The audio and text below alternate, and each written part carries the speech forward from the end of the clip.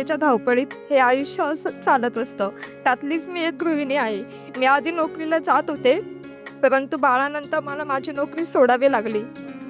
पण आज मी एक स्ट्रॉंग आई आहे, त्याचा मला अभिमान आहे.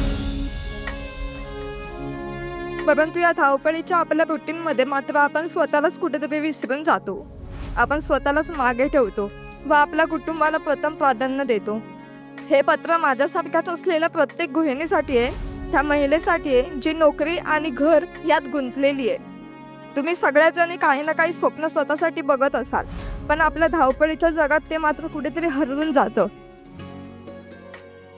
आज मला इथे जमलेल्या प्रत्येकाला सांगायचं आहे की तुम्ही हा जो तुमच्यासाठी वेळ काढून इथे छान तयार होऊन आलायत, हा 16 सेकंदसाठी जे जमले आहेत, त्याबद्दल स्वतःलाच एक छान गोड स्माईल देऊन स्वतःचेच आभार माना, स्वतःलाच थँक्यू म्हणा.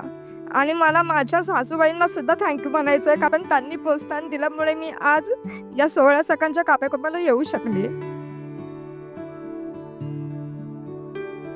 तसंच मी सन मराठीला सुद्धा थँक्यू बोलते, त्यांचे आभार मानते.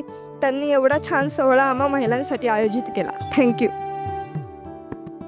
ताई, खूप छान पत्र तू लिहिलंस, खरंच खूप छान पत्र लिहिलेस. वेळ काढून तू इथे आलेली आहे स्वतःच्या आनंदासाठी, ते फार महत्त्वाचं आहे. मी या सगळ्या ताईंसाठी खरं तर मी तुम्हाला सगळ्यांचं कौतुक करतो आणि तुम्हाला सगळ्यांना सॅल्यूट आहे की तुम्ही ज्या पद्धतीने तुमचा संसार तुम्ही चालवत असता. अगदी किती संकट आली, किती अडथळे आले, तरी ज्या पद्धतीने तुम्ही नेटाने तो पुढे नेत असतात, त्यासाठी तुम्हाला सगळ्यांचे कौतुक. एकदा जोरदार टाळ्या झाल्या पाहिजेत.